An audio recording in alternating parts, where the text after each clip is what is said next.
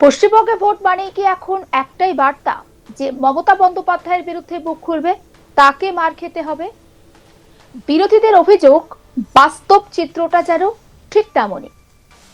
শাসক দলের বিরুদ্ধে কথা বললেই হামলা, পথ আটকে দেওয়া, এমনকি প্রাণ ভয়ে পালাতে বাধ্য হওয়ার ঘটনা এখন আর বিচ্ছিন্ন কিছু নয়, বরং একেবারে নিত্য নৈমিত্তিক ব্যাপার হয়ে উঠেছে।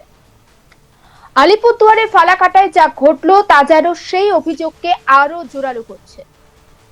ভোট প্রচারে গিয়ে একজন প্রার্থীকে রাস্তায় শুয়ে পড়তে হচ্ছে, কর্মীদের রক্তাক্ত হতে হচ্ছে। এটা কি গণতন্ত্র নাকি ভয় দেখানোর রাজনীতি? বুধবারের ঘটনা।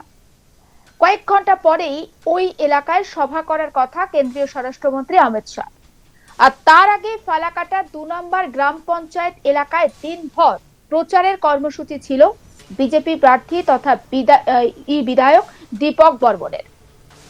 বিকাল গড়াতে না গড়াতেই কাদম্বিনী চা বাগানের হাসপাতাল মোড় যেন একেবারে বারুদের স্তূপে পরিণত হয়। বিজেপির অভিযোগ, সবকিছুই ছিল পরিকল্পিত। আগে থেকে তৃণমূল কর্মীরা এলাকায় জড়ো হয়েছিল। শুধু তাই নয়, প্রার্থীর গাড়ি যাতে ঢুকতে না পারে তার জন্য রাস্তার উপর মোটর বাইক দাঁড় করিয়ে রাখা হয়েছিল, পথ আটকে দেওয়া। এ যেন নতুন কৌশল। আর এর জেরে প্রথমে বচসা, তারপর তর্ক, আর তারপরে বিস্ফোরণ। ঘটনার মোড় ঘুরে যায় আচমকা। বিজেপির একটি 4 চাকা গাড়ির কাছে ঘটে যায় বড়সড় দুর্ঘটনা। অভিযোগ, এক তৃণমূল কর্মী গাড়ির নিচে পড়ে যান। গাড়ির চাকার নিচে পড়ে তার পা ভেঙে যায়। এই ঘটনাকে কেন্দ্র করে পরিস্থিতি আরো উত্তপ্ত হয়ে ওঠে। মুহূর্তের মধ্যে উত্তেজনা ছড়িয়ে পড়ে চারিদিকে। এরপর যা ঘটে তা যেন একেবারে সিনেমার দৃশ্যকেও হার মানায়। অভিযোগ, তৃণমূল কর্মীরা পাল্টা বিজেপির গাড়ির চালকের উপর ঝাঁপিয়ে পড়ে। বেধড়ক মারধর করা হয় তাকে। চালকের মাথা ফেটে রক্ত ঝরতে থাকে। রাস্তায় দাঁড়িয়ে থাকা মানুষজন আতঙ্কে দিশেহারা হয়ে পড়েন। সেই সময় ঘটনাস্থলে উপস্থিত ছিলেন তৃণমূল প্রধান রবি কুমার মিঞ্জ। অভিযোগ, ওই দুই পক্ষের মধ্যে সেই সময় হাতাহাতি শুরু হয়। পরিস্থিতি এমন জায়গায় পৌঁছায় যে রাস্তাতেই বিজেপি প্রার্থী দীপক বর্মনের সঙ্গে প্রধানের ধস্তাধস্তি শুরু হয়। বিশৃঙ্খলা এমন চরম আকার নেয়, শেষ পর্যন্ত নিজের প্রাণ বাঁচাতে প্রার্থীকে রাস্তায় শুয়ে পড়তে হয়। কিছুক্ষণের মধ্যেই খবর ছড়িয়ে পড়ে চারিদিকে। দলে দলে বিজেপি কর্মীরা ঘটনাস্থলে পৌঁছাতে শুরু করেন। পরিস্থিতি আরো জটিল হয়ে ওঠার আশঙ্কা তৈরি হয়। আর এই উত্তেজনার মাঝে তৃণমূল প্রধান এবং তার সহযোগীরা এলাকা ছেড়ে চলে যান বলে অভিযোগ। সেই ভিডিও দেখাচ্ছি আপনাদের।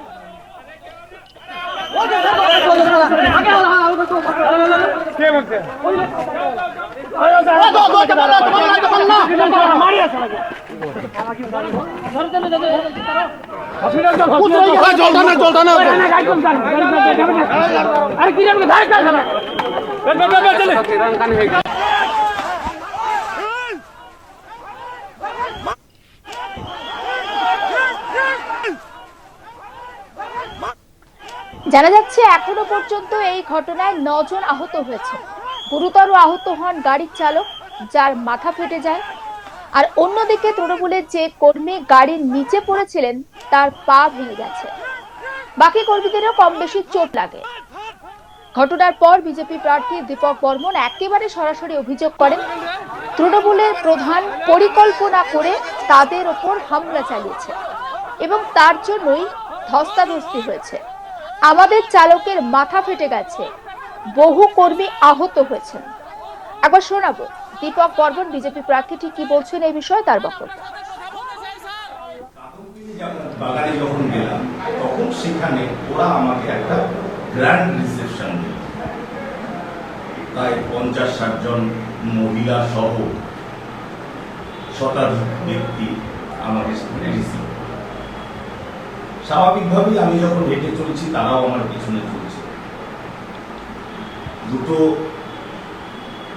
বুথ করার পরে তৃতীয় বুথে যখন ঢুকছি সেই সময় রাস্তার মাঝখানে বাইক রেখে আমাকে বাধা দিল সেখানকার প্রধান রবি কুমার মিঞ্জ স্বয়ং, এবং তার সঙ্গে আরো 15-20 জন প্রতিযোগিতা হবে। আমি তাদেরকে নমস্কার করে, তারা চিৎকার চেঁচামেচি করছিল কিন্তু আমি তাদের নমস্কার করে পাশ দিয়ে, রাস্তার পাশ দিয়ে আমি বেরিয়ে চলে এলাম।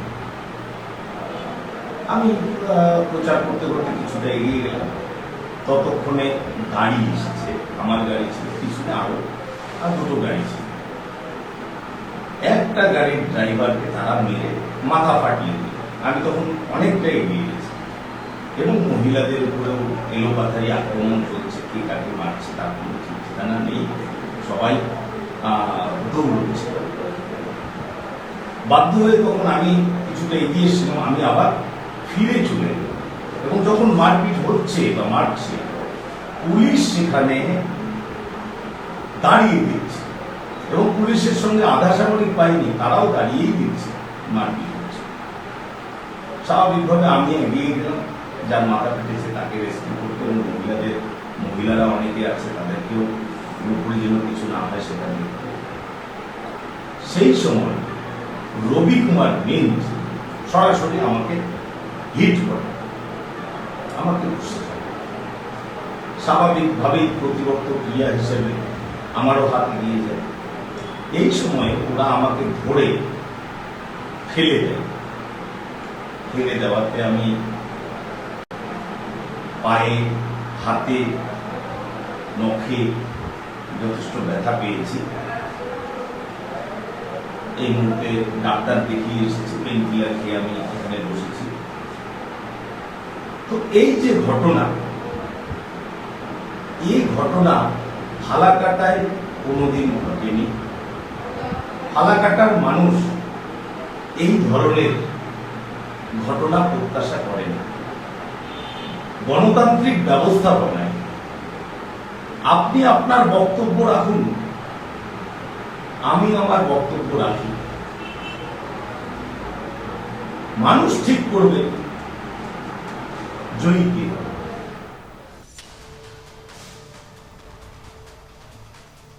সমগ্র বিষয়টি নিয়ে আমার কলিগ অসীম দত্ত তার রিপোর্টে কি তুলে ধরেছেন সেটাও দেখাবো।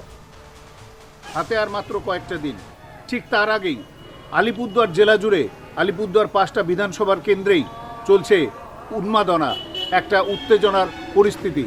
এই ঠিক গতকালকেই সন্ধ্যে 5:30টায় দেখা গেল তার পরিণতি। ফালাকাটার বিজেপি বিধায়ক, তাকে হেনস্থা করা হয়েছে বলে অভিযোগ উঠছে তৃণমূলের বিরুদ্ধে, এবং এই ক্ষেত্রে তৃণমূল কিন্তু কোনোভাবেই তার দায় স্বীকার করতে রাজি নয়, যদিও পুলিশের তরফ থেকে সুও মোটো মামলা করে 10 জনকে আটক করা হয়েছে। তৃণমূলের পক্ষ থেকে এই তরফে কোনো মন্তব্য করতে নারাজ। হাতে আর মাত্র কয়েকটা দিন, ঠিক তার আগেই আলিপুরদুয়ার জেলা জুড়ে, আলিপুরদুয়ার 5টা বিধানসভার কেন্দ্রেই চলছে উন্মাদনা। সমস্ত আপডেট পৌঁছে দেবো আপনাদের কাছে। নজর রাখুন আজ তাক বাংলায়, সাবস্ক্রাইব করতে ভুলবেন না।